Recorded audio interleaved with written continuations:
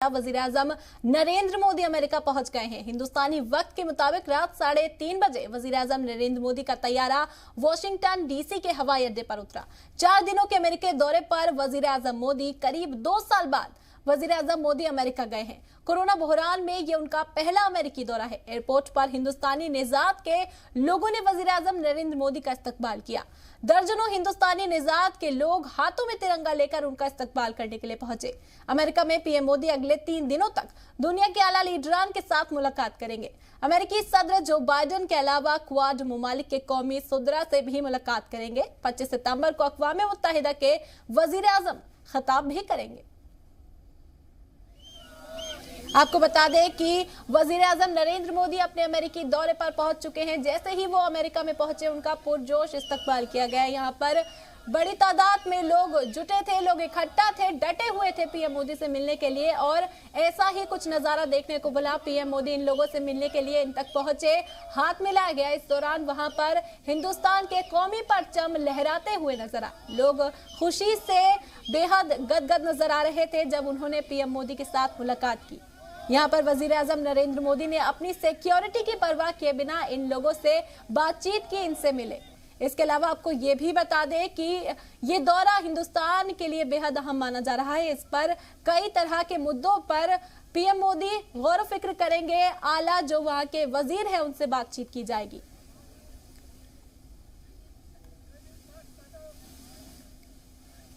आपको बता दें कि वजीर-ए-आजम नरेंद्र मोदी अमेरिका पहुंच चुके हैं। हिंदुस्तानी वक्त के मुताबिक रात 3:30 बजे वजीर-ए-आजम नरेंद्र मोदी का तैयारा वॉशिंगटन डीसी के हवाई अड्डे पर उतरा था।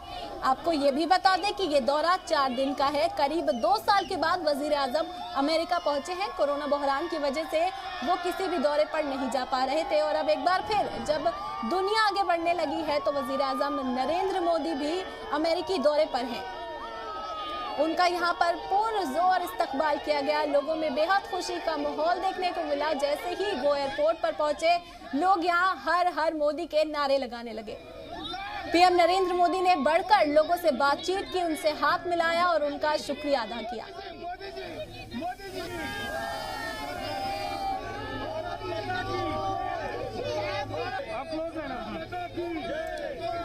नाज़रीन, यहाँ पर लगातार जो हिंदुस्तानी लोग वहां रह रहे हैं उनमें जोशो खरोश का माहौल देखने को मिला। यहाँ पर हिंदुस्तान जिंदाबाद के नारे लगाए गए, हर हर मोदी के नारे लगाए गए। आपको बता दें कि हाल ही में यौम पैदाइश भी थी पीएम मोदी की। इस मौके पर भी उन्हें यहाँ मुबारकबाद पेश करते हुए लोग सुनाई दिए और सभी का शुक्रिया अदा करते हुए पीएम मोदी ने सभी से हाथ मिलाया।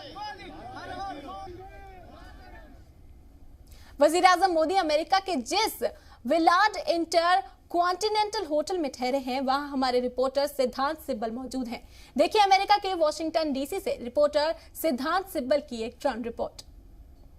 प्रधानमंत्री नरेंद्र मोदी वॉशिंगटन आ चुके हैं। मेरे पीछे उनका कैवलकेड है, अभी होटल में आया है और मैं आपको बता दूं फोकस होगा यूएस प्रेसिडेंट जो बाइडेन के साथ जो मुलाकात है, क्वाड की meeting, Australian prime minister, Japanese prime minister के साथ जो बायलैटरल है, उनका जो एड्रेस है यूनाइटेड नेशन जनरल असेंबली में। तो बहुत कुछ होगा इस अहम जो मीटिंग्स हैं और अहम जो दौरा है।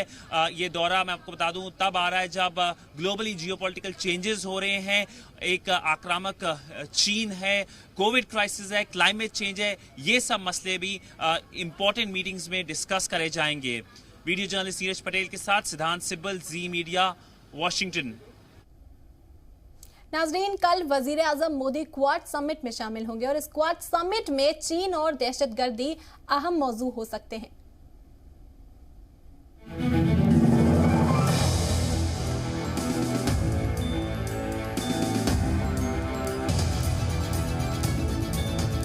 एक, 2, 3, 4, 5, 6, 7, 8, 9, 10, 11, 12, 13, 14, 15, 16।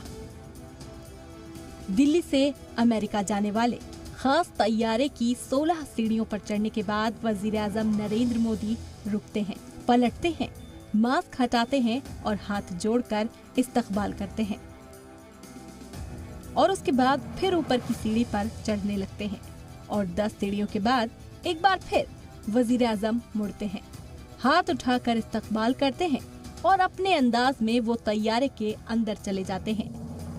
कुछ इस तरह से होता है वजीर आजम नरेंद्र मोदी की अमेरिकी दौरे का आगाज।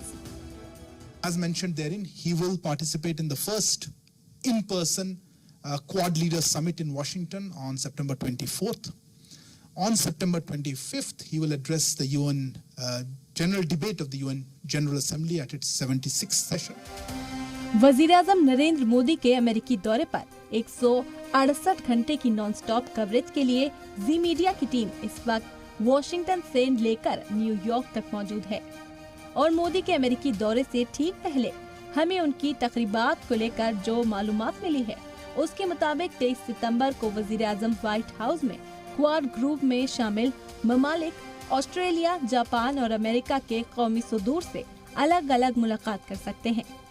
24 सितंबर को अमेरिकी सदर जो बाइडेन व्हाइट हाउस में ही क्वाड लीडर समिट की मेजबानी करेंगे और 25 सितंबर को वजीर आजम मोदी अक़वाम मुत्तहिदा की जनरल असेंबली की 76वें इजलास को खिताब करेंगे। पर अगर हम देखें इस पूरे विजिट को लेकर, इस विजिट से कहीं ना कहीं भारत और यूएस के जो रिश्ते हैं जो काफी अच्छे हैं और घनिष्ठ बनेंगे और फोकस होगा कि कैसे कहीं ना कहीं एक प्रैक्टिकल आउटकम हो सके इस रिश्ते को लेकर और कैसे फ्यूचर में हाई लेवल विजिट्स तो हो ही, पर डिफेंस सेक्टर की बात कर लें या पीपल टू पीपल रिलेशनशिप की बात कर लें, कुछ ना कुछ बड़ा आउटकम हो सके। वजीर आजम मोदी की अमेरिकी दौरे पर सबसे अहम मीटिंग होगी क्वाड की, जो पूरी तरह से चीन से मिल रहे चैलेंजेस पर मरकूज हो सकती है। क्वाड ग्रुप में शामिल हिंदुस्तान, अमेरिका, जापान और ऑस्ट्रेलिया के लीडर इस मीटिंग में एशिया प्रशांत इलाके की नई मुश्तरका हिकमत अमली पर तबादला ख्याल कर सकते हैं। इंडो पैसिफिक ओशन से लेकर हिंदुस्तान से मुत्तसिल सरहद तक चीन की पॉलिसी पर लगाम कैसे लगाएं, इस सवाल के जवाब तलाशे जा सकते हैं। इंडिया अमेरिका सिक्योरिटी फोरम के प्रेसिडेंट राजेश कात्यान के मुताबिक क्वाड मीटिंग के केंद्र में इस बार खास तौर से चीन होगा। There is nothing in Afghanistan that is either profitable or of consideration. The only thing that is profitable and consideration is the land where other terrorists and their organizations can be stabilized.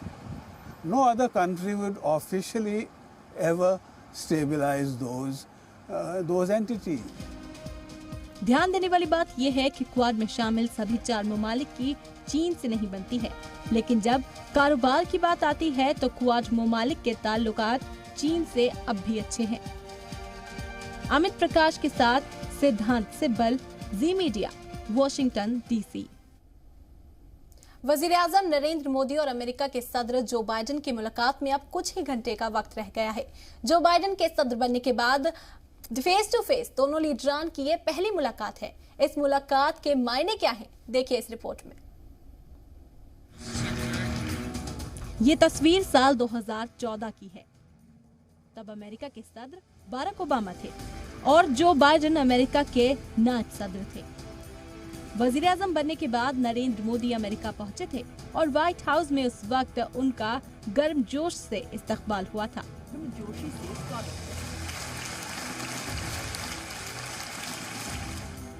लेकिन आज America के लिए हालात भी बदले हैं और Biden का ओहदा भी।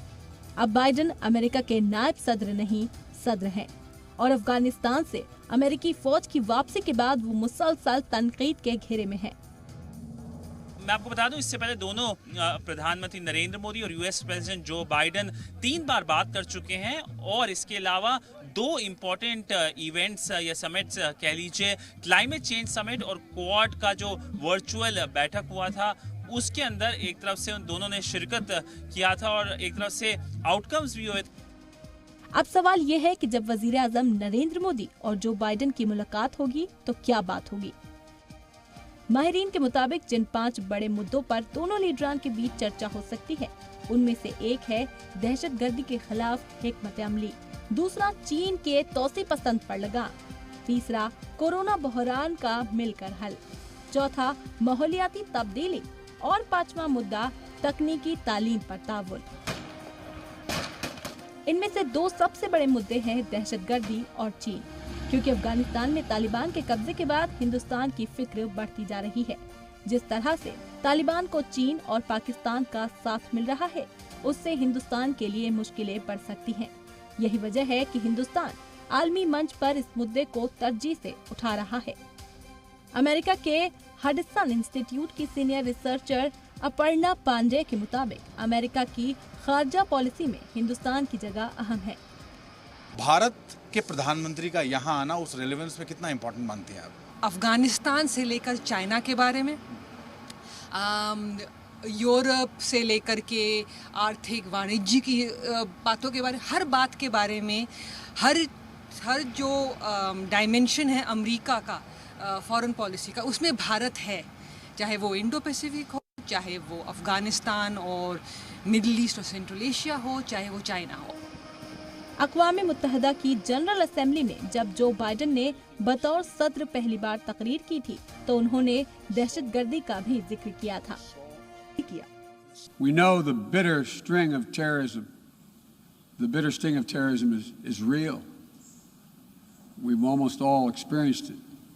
Last month, we lost 13 American heroes and almost 200 innocent Afghan civilians in a heinous terrorist attack at the Kabul airport. Those who commit acts of terrorism against us will continue to find a determined enemy in the United States. UNGA में इन दिनों दुनिया भर के लीडरान का खिताब चल रहा है।